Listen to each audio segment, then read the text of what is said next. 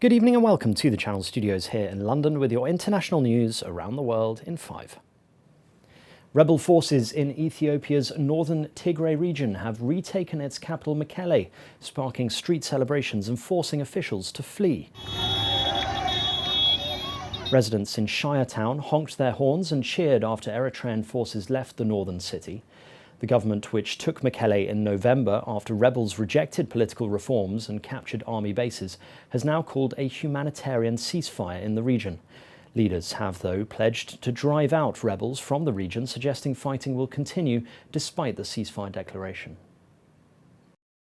South Africa's former president has been sentenced to 15 months in jail by the highest court in the country. Into allegations of state capture, corruption and fraud. The Constitutional Court found Jacob Zuma guilty of contempt after defying the court's order to appear at an inquiry into corruption while he was in charge.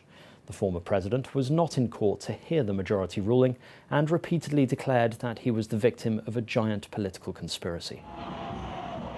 Demolitions have begun in the Al Bustan area of Silwan in occupied East Jerusalem. Israeli forces, accompanied by bulldozers, entered the Palestinian neighbourhood and destroyed a butcher's shop in Silwan.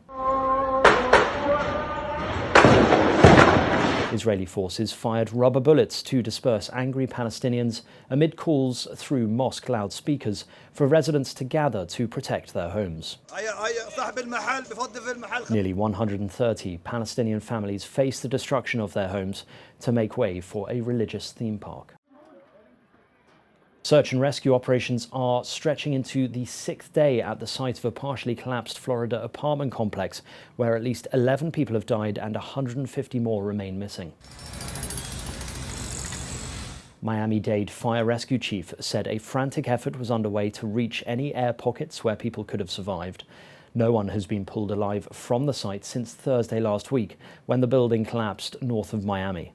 Fire officials talked of detecting faint sounds from inside the rubble pile, though prospects of any good news are diminishing fast. A few hundred members of Iraq's popular mobilization forces gathered in Baghdad for a symbolic funeral of 4 fighters killed by US airstrikes. Waving Iraqi and PMF flags, fighters stood in ranks as the crowd waited for the arrival of coffins draped in Iraqi flags and then carried them through the crowd. The United States carried out a round of airstrikes against Iran-backed militia in Iraq and Syria on Sunday, targeting operational and weapons storage facilities. The Red Cross charity has warned that Indonesia is on the edge of catastrophe as the COVID Delta variant is pushing the health system towards collapse. Medical officials in the province of West Java, just outside of Jakarta, said bed occupancy rates in hospitals had exceeded 90%, with some hospitals exceeding 100%. There have been more than 2 million cases and 57,000 deaths since the pandemic started. North Korea has aired unprecedented television footage of one of its citizens expressing concern for leader Kim Jong-un's sudden weight loss. The supreme leader's health is usually off-limits in a country where his image is firmly controlled by state media. The country's main television channel has also shown footage of Mr. Kim looking thinner than in recent years.